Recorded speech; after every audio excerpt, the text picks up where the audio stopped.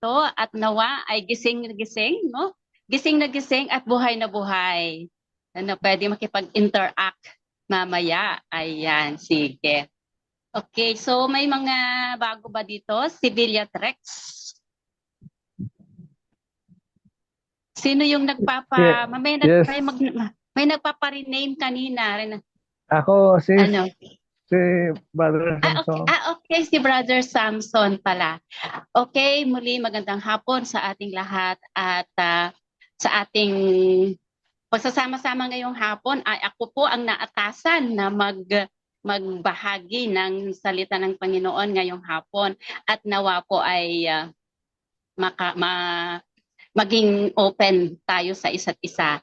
At ngayon po ay sige, tingnan nga natin, Mark, ano ba yung ating pag-aaralan ngayong hapon? Okay, excited na ba tayong lahat? Okay, ang ating topic ngayon is the power of prayer. Ayan, nakaka-relate ba tayong lahat?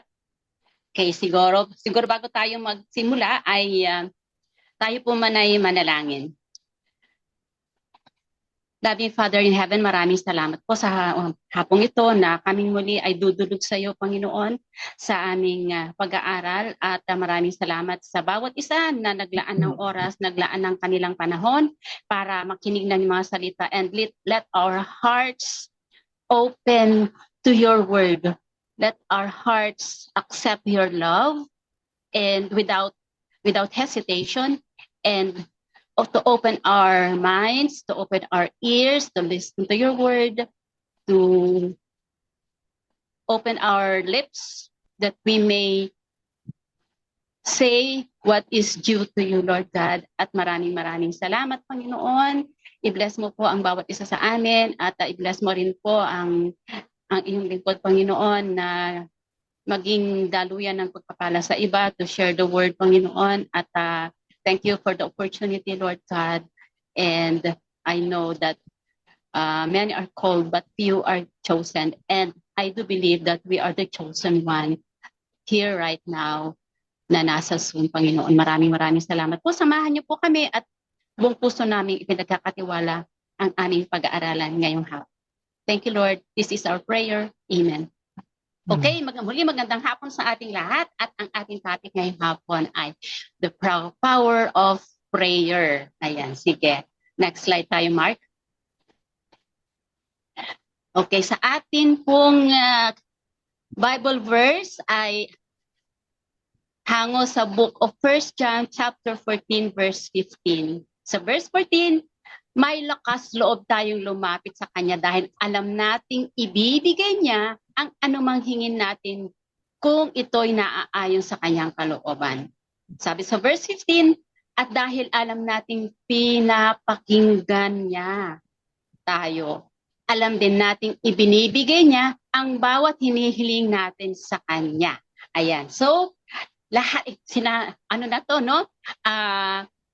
binigay niya na lahat. Given na. So, wala na tayong pag-uusapan. Tapos na po tayo. Oh, joke lang po. Okay, so sa atin, the power of prayer. Ano ba ang pakahulugan ng prayer sa bawat isa sa atin? So, power of prayer is a powerful weapon from God. A form of communication or a higher power involving supplication, praise, and thanksgiving. And also, prayer can be expressed vocally. No, pwede nating i-express nang tayo ay naririnig. Silently, we can pray with our minds and hearts or through act of worship sa pamamagitan ng pag-awit and reflection. Pagbubulay-bulay ng kanyang mga salita, devotion and meditation.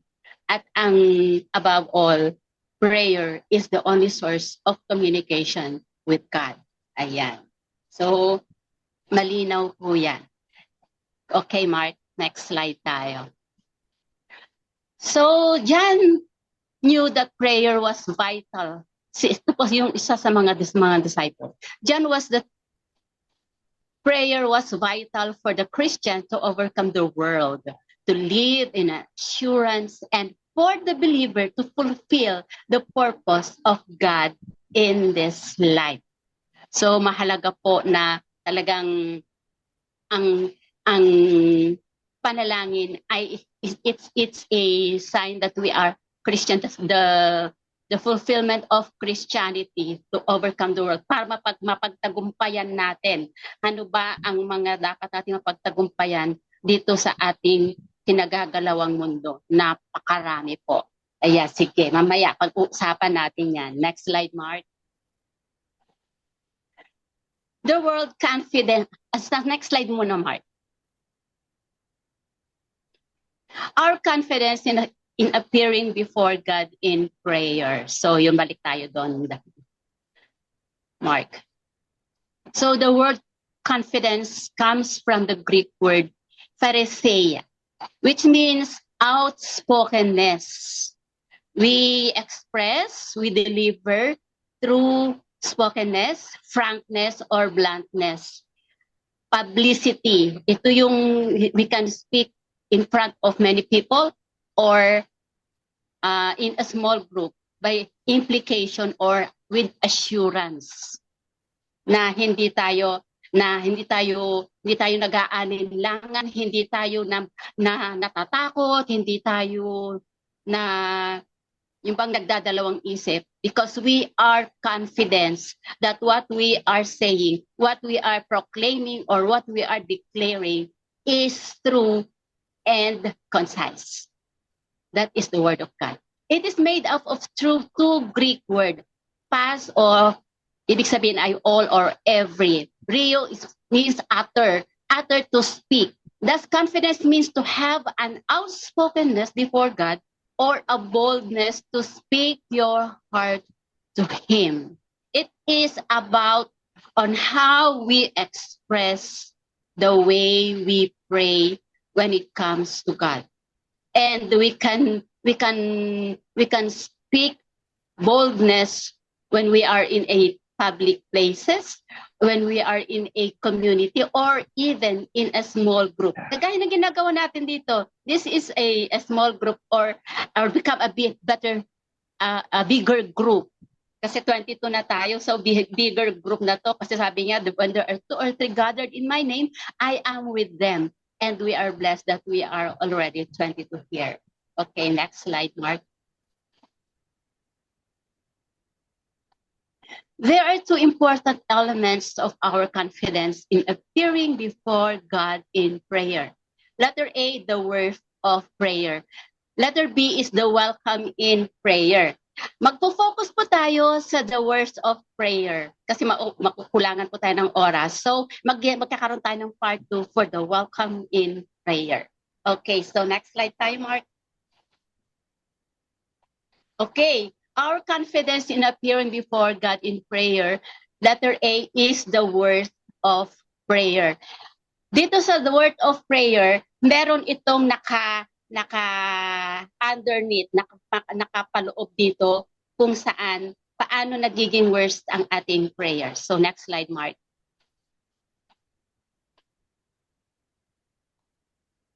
Okay, the word of prayer. Number 1. Prayer is a sin killer. Paano nangyari na ang prayer is a sin killer? Sige, next slide tayo. Sabi dito sa 2 Corinthians, Chronica, chapter 34, verse 3, nang 2 taon ng kanyang pamamahala, kahit bata pa ay naglingkod na siya ng tapat sa Diyos, di David na kanyang ninuno. Kaya noong 12 taon, sinimulan niyang alisin sa Juda at Jerusalem ang mga sambahan ng mga pagano, ang mga larawan ng mga Diyos-Diyosan sa Ashira at ang lahat ng Diyos-Diyosang kahoy at tanso. Ayan. So, grabe no, ito yung pinakabatang hari during the time of the Old Testament. At itong si David ay talagang andun yung kanyang katapangan, andun yung kanyang desire, the passion to to declare, to proclaim that God is a true God, the only God, wala nang iba. Dahil sa kanyang murang isip at the age of 12, no? At the age of 12, sinimulan niyang linisin, walisin lahat ng mga bagay na hindi kaaya-aya sa kalooban ng Panginoon. Nagkaroon siya ng tapang, nagkaroon siya ng desire. Ito yung mga bagay na gusto ng Panginoon, na hindi tayo lalamya-lamya, na hindi tayo nahihiya, na hindi tayo natatakot. Na kung ikaw ay sasabihin na, pumunta ka doon sa mag-share ka ng word of God sa palengke, ay ayoko, nahihiya ako, 'di ba, no? So imagine, no, si David at the age of 12. Ito na, nag-start na siya, and with the courage of a strong person, talagang nagkaroon siya ng pagnanais na talagang gawin kung ano yung nararapat during his time. Okay, so next slide tayo. Yung ginawa ni David sa kanyang murang isip, there is a revival that came from his prayer life, was so overwhelming that it even reached over into the wicked Israel to the north. Ibig sabihin, imagine, buong nasakupan niya ay nagkaroon ng pagbabago because of the power of prayer. Yes, because of David at the age of 12, no? Prayer is a sin killer. Paano ba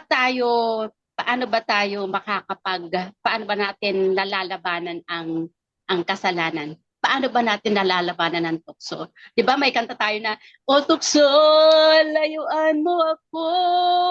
Pero paano kung layuan mo ako, pero paano kung ikaw ang hindi makalayo sa tukso? Ano ang gagawin natin? No, minsan umarupok ako, mahina ako, wala akong lakas, hindi ako marunong manalangin. No? Si Joseph po ito. Sorry, thank you, Dondon. So, ang the best way is for us to start even a simple prayer. A simple prayer for us to gain the knowledge, the wisdom, to be a strong person. Imagine, no? Kaya nating paglabanan ang tukso, kaya nating paglabanan ang mga bagay na hindi natin nais. Lalo na kung ikaw ay isang Kristiyano na tumanggap na sa Panginoon, no? Hindi mo na pwedeng sabihin na minsan ko lang naman gagawin ito, hindi ko na uulitin. Paano kung naging lifestyle mo na? Paano kung yung minsan na ginawa mo ay pwede pang maulit? Kasi pwede mong gawing excuse na, hindi lang naman ako ang gumagawa nito. But we can avoid sin, and sin can be, we can avoid sin. Sin is a killer, and we can be victorious because we are prayerful. And because when we receive Jesus as our Lord and Savior, wala na po yung mga kasalanan na dating ginagawa natin. Wala na yan. Bago na. The old has gone and the new has come, because you are now a born-again Christian in spirit. Ang born-again po, hindi po religion. It is a born-again in spirit. Ikaw ay isa ng bagong Kristiyano, isang bagong nilalang na may pananalig, may pagtitiwala, at may takot sa Panginoon. So, next slide tayo. Thank you, Don. Next slide. Thank you, Mark. So, the word of prayer, number 2, prayer is a door opener. Okay, next slide tayo. So, sabi dito sa Colossians chapter 4, verse 2, devote yourself to prayer, keeping alert in it with an attitude of thanksgiving. Ayan, di ba? Sige, next slide tayo. When we talk to the Lord about anything and everything, but in doing so, we must be totally honest with God. Maging open tayo. Not because gusto lang natin magsalita sa Kanya. Even yung mga bagay na minsan hindi tayo aware na hindi pala dapat, at yung may mga bagay na pwede at hindi pwedeng sabihin. At yung puso natin ay alam ng Diyos kung ano ang nilalaman nito. Kailangan maging honest tayo. Total transformation when we are already Christian. Alam na natin, nataniman na tayo, alam na natin kung ano yung mga yung tama at mali. So the Lord desires that we pray confidently. Pray without ceasing. Pray with confidence. Na hindi ka nag-aalinlangan, na hindi ka pwedeng mag-pray kay God with petition na ano kaya yung petition ko? Ibibigay kaya ng Panginoon yun? Sige nga, subukan ko nga. Kaya ba natin subukan ng Panginoon? Hindi. With confidence in prayer, God will hear us. God will answer our prayers. It might not be the way we prayed for it, because sometimes yung mga prayer na hinihingi natin sa Kanya ay, ito ba ay wants or need? But God knows kung ito ba ay need or wants. At if pag ito ay wants, God will grant our prayer the other way around, according to the needs, hindi sa wants. Kaya wag natin sabihin na hindi naman sinasagot ni Lord ang aking panalangin. O baka naman hindi niya ako hindi niya ako naririnig. O baka naman bingi na si Lord, no? No. Nananalangin ka ba ng taos-puso? Nananalangin ka ba ng may kababaang loob at may pananalig? Ito yung kailangan nating suriin sa ating sarili. Pray confidently. Kasi kung hindi ka confident sa sarili mo, may pag-aalinlangan, hindi tayo makakapanalangin ng maayos at taos-puso. Earnestly and honestly. He is not impressed with our diction, vocabulary, or intellect. He is concerned with our sincerity and boldness. Naalala ko si Moises, 'di ba? Si Moises pinili ni God na mag-lead sa mga Israelita. Pero ano yung sabi ni Moises? Lord, hindi ako karapat-dapat. Kasi bulol ako, sabi niya. Stutter si Moises. But because Moses was the chosen one, hindi hadlang yung kung paano tayo magsalita, kung ano yung vocabulary na ginagamit natin, on the way we speak, or the intellect, yung karunungan. Ikaw ba ay matalino? Pag hindi ka matalino, hindi ka na ba maririnig ng Panginoon? But He is concerned with our sincerity and boldness. So pray with confidence. Lumapit tayo sa Panginoon ng may kababaang loob, pero punong-puno ng pag-asa, siksik-liglig at nag-uumapaw ang ating pagtitiwala sa Kanya. Hindi yung 50-50, hindi yung half-half, kundi 100%. Walang pag-aalinlangan. Okay? So, wag mo sabihin na, hindi naman ako nakakapagsalita. Ay, meron akong kapansanan, hindi ako pwede sa ganyan. Hindi ako pwede mag-share ng Word of God dahil baka pagtawanan nila ako, baka laitin lang, baka ibuli lang nila ako. No. Walang pinipili po ang pagbabahagi ng salita ng Panginoon.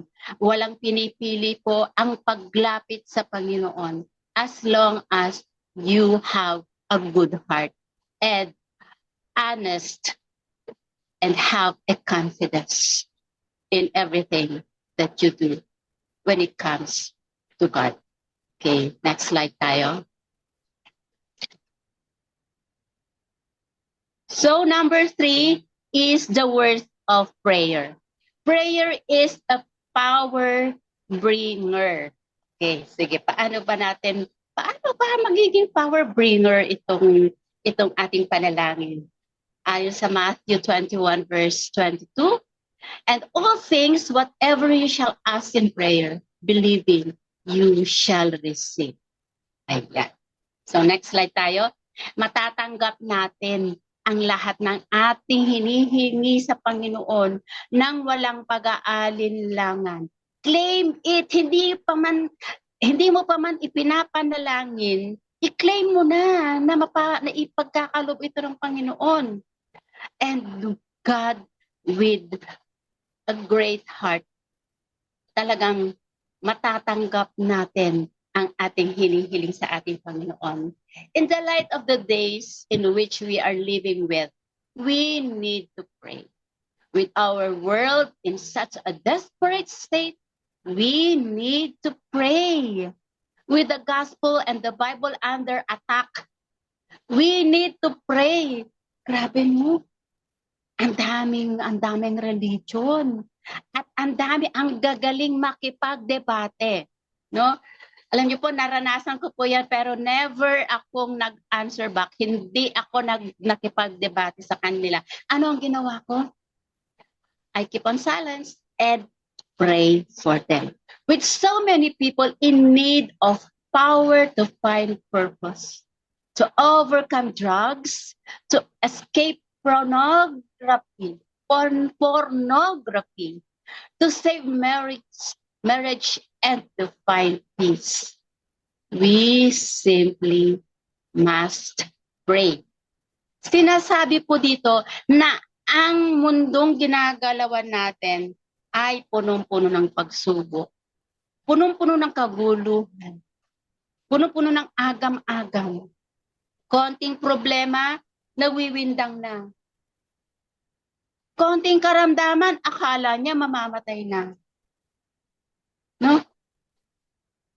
Wala na siyang kakain mamayang hapon. Desperado na. Paano na ang anak ko? Nawalan ng trabaho. Hopeless na. Akala niya katapusan na ng mundo. No? Hindi lang naipagkaloob sa kanya ang ano ba to, yung promotion sa workplace. Wala na, nag-resign na. Bakit? No? Kasama ba tayo dito sa magulong mundo at nakikiisa pa tayo na instead na may mga nararanasan tayo na hindi mabuti, instead na maglaan ng panalangin, magbasa ng Bible, at magtiwala sa Panginoon, anong ginagawa natin? Nakikiisa tayo sa kaguluhan. Kung 20 katao ang nagbibigyan ng kaguluhan sa mundo, pang 21 tayo. Pang 21 ako, pang 21 ka Marky, pang 22 ka na Marky. But no, all we need is to pray. Ngayon, malapit na. Next week ay election day. May napipisil ka na ba, kapatid? Kasama ka ba sa mga nakikipag-unahan, nakikipag-agawan, sa mga ipinapangako ng politiko? Kasama ka ba na umaasa sa mga pangako ng mga politiko para lamang maiboto? Be a wise voter. Ipanalangin natin ang lahat ng ito. God has the reason for everything. God has His purpose. Pero ipanalangin natin na ang lahat ng mangyayari sa election day manalo man o matalo yung ating manok ba, ay ipagkatiwala natin sa Panginoon. God has the plan. God has the purpose. Alam niya na, hindi pa nag-eleksyon, alam niya na kung sino ang mananalo. At ipag-pray natin na ito ay magiging karapat-dapat at may puso, may takot sa Diyos at handang maglingkod sa kanya nasasakupan. Lalong-lalo na sa mga taong nangangailangan. Yung mga taong nasa downlines, nasa remote area na hindi nararating ng mga social media. Sila yung mga mas nangangailangan ng tulong. Ang dami-dami natin dapat ipanalangin. Huwag na tayo makiisa sa kaguluhan dito sa mundo. Ayan. Okay, next slide tayo. Prayer. Prayer is the key. Yeah, Okay? it's the last slide, Mami Glo. This is the last slide. Opo, and next is the Okay, video short. so before we go to the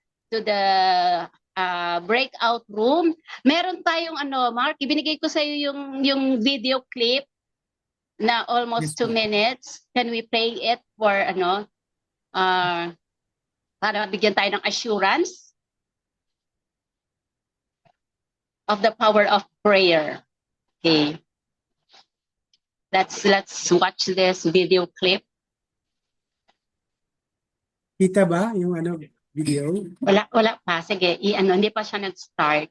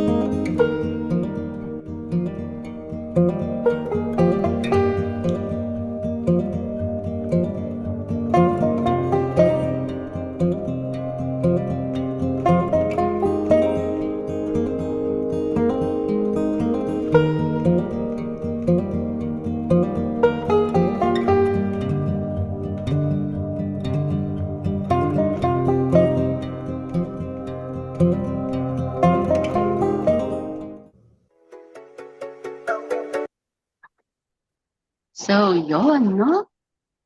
Nakita natin ang kabutihan ng Panginoon. When we put our trust in God, believe that God can do everything because God is a possible God.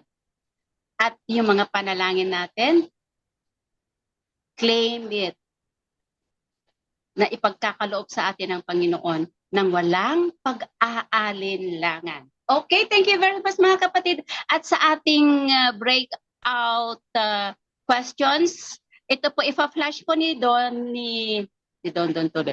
Ipa-flash po ni Marky sa ating screen at para sa ating breakout. Ayan. So yan po yung ating application question. And Mark, may mga wala pa kanina na hindi siya nakasama sa picture taking. Yes, please. Picture tayo ulit. Thank you, Mami Glo.